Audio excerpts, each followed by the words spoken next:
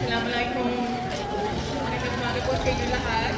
Ako po si Maha Putri Mariam Leonor Torres, Mastura, founder of We Care for Humanity.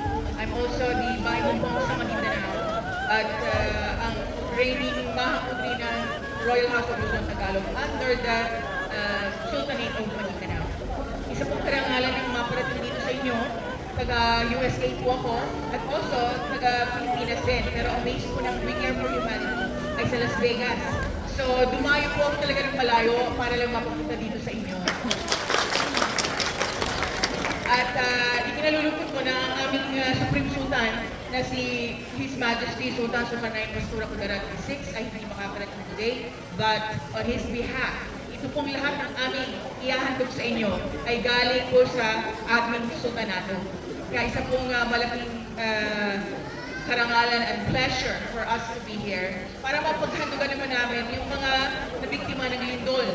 Okay? And I'm sure some of you are not victims of earthquake, but of other calamities.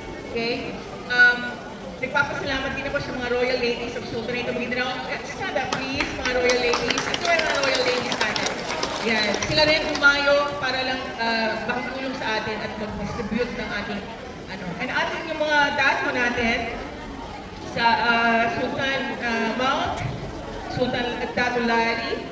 Of course, ang ating organizer dito, walang ibang makisig na si Dato Joel Bustamante, napakagaling na organizer. Thank you at ang representative po ng ating barangay at munisipyo. Maraming salamat. At mga guests, Dato, maraming salamat sa pag-organize po dito. Sa mga taga-barangay Talomo, kinagagalap po namin kayo makilala. So, that's all I can say. And in the future, darating po